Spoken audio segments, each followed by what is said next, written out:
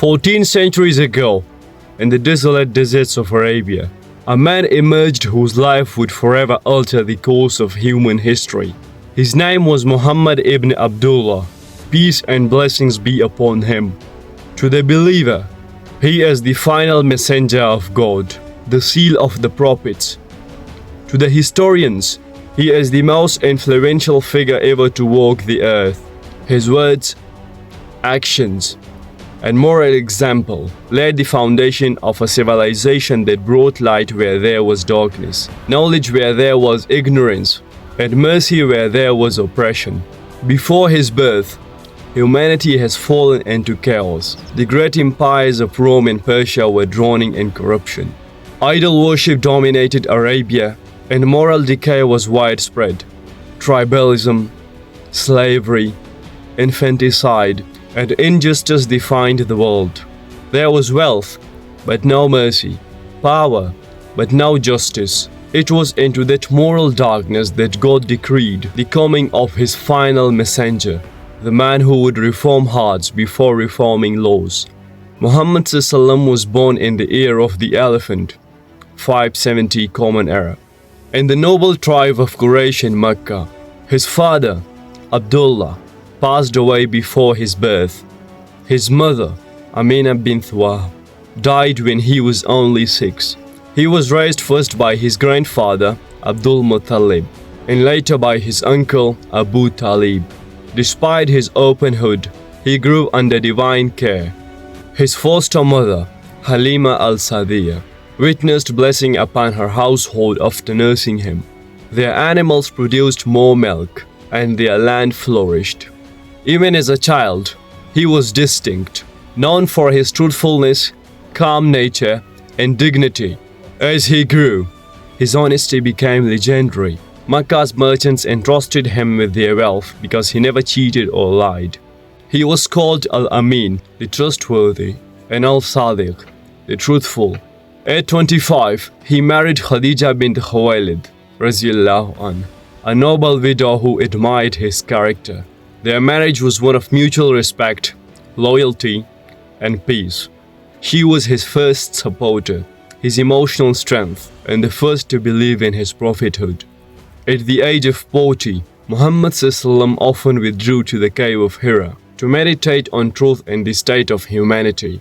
There, one night during Ramadan, Angel Gabriel, appeared and commanded him, "Read Iqra in the name of your Lord who created." Terrified yet awed, he returned home trembling, where Khadija Raziyallahu anha comforted him with unwavering faith. She took him to her cousin, Warqa ibn Nawfal, a Christian scholar, who confirmed, "This is the same angel who came to Moses." Thus began the message that would change the world. For 3 years, he preached privately, calling people to worship one God, abandon idolatry, and live righteously. His message was simple yet revolutionary. Say, "There is no God but Allah," and you will succeed. As the message spread, the powerful Quraysh felt threatened. They mocked him, called him mad, magician, and liar. Yet none could deny his character. Even his enemies said, "We have never known Muhammad to lie."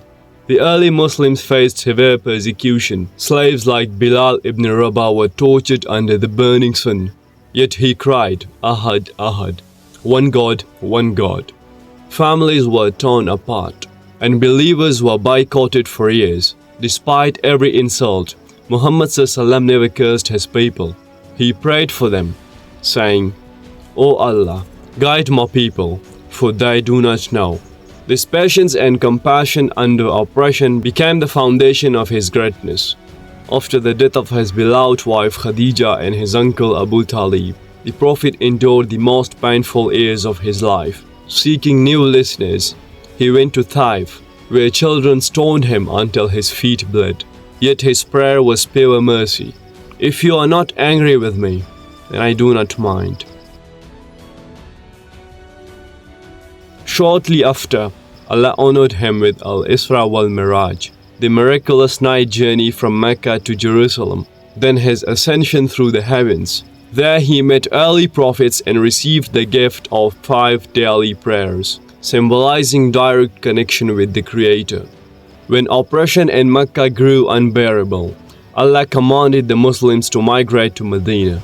Muhammad ﷺ and his companion Abu Bakr narrowly escaped assassination attempts in the cave of Thar. When the pursuers were near, Abu Bakr trembled, but the Prophet ﷺ said calmly, "Do not grieve. Indeed, Allah is with us." In Medina, he built the first mosque, established the constitution of Medina, and united the diverse tribes of Arabia under justice, equality, and peace.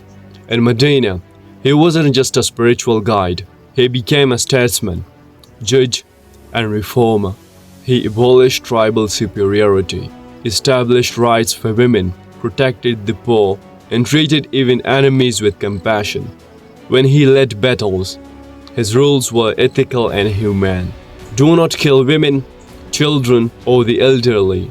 Do not destroy trees or harm those who do not fight you. No leader before him had shown such restraint and morality in a war. After years of conflict, the Prophet ﷺ returned to Mecca, not as a conqueror, but as a forgiver, standing before the very people who had driven him out and killed his followers. He asked, "What do you think I'll do to you?" They replied, "You are a noble brother and son of a noble brother." He said, "I said to you as Joseph said to his brothers, no blame upon you today. Go, you are free." This act of forgiveness melted heart and marked the true victory of Islam. Leaving his farewell pilgrimage, he addressed over 100,000 followers on the plains of Arafah. "All people, your Lord is one and your Father is one. No Arab has superiority over a non-Arab, nor a non-Arab over an Arab, except by piety." He warned against injustice, emphasized women's rights, and completed his mission. Shortly after, the verse was revealed, "This day I have perfected for you your religion, completed my favor upon you, and chosen for you Islam as your religion." Soon after returning to Medina, he fell ill. His final words were a plea for prayer and kindness to those under one's care. He passed away in the home of Aisha ﷺ, leaving behind no wealth, no palace, only the legacy of truth and mercy. The world wept, and his companions could never bear the loss. But Abu Bakr ﷺ reminded them, "Whoever worshipped Muhammad, know that Muhammad had died. But whoever worships Allah, Allah is ever living, never dies. And indeed, you are of a great moral character." He was gentle but firm, humble yet majestic. He mended his own clothes, sat with the poor, and smiled the most. He said, "The best of you are those who are the best to their families, and I'm the best among you to my family." His enemies testified to his honesty. Heraclius, the Roman emperor, after questioning Abu Sufyan, then a non-Muslim, said, "If what you say about him is true, then he is indeed a prophet." Many non-Muslims question his marriages, battles, or leadership without understanding the contexts. Polygamy. He married multiple women primarily for political and social reasons, to protect widows, strengthen alliances, and spread Islamic teachings. Battles. He never fought for wealth or revenge, only for defense and freedom of worship. Power. He lived humbly, mended his shoes, and ate dates and water. His leadership was not tyranny, it was mercy guided by revelation. Even non-Muslims historians acknowledge his greatness. Michael H. Hart ranked him the most influential person in history. Lamartine, a French historian, wrote, "If greatness of purpose, smallness of means, and astounding results are 3 criteria of human genius, who could compare to Muhammad?" Today, 1.9 billion people follow his message, not because of force, but because his character captures hearts. He turned barbarism into brotherhood, ignorance into knowledge, and despair into hope. He was the most faithful protector of those he governed, the sweetest husband, and the most gracious companion.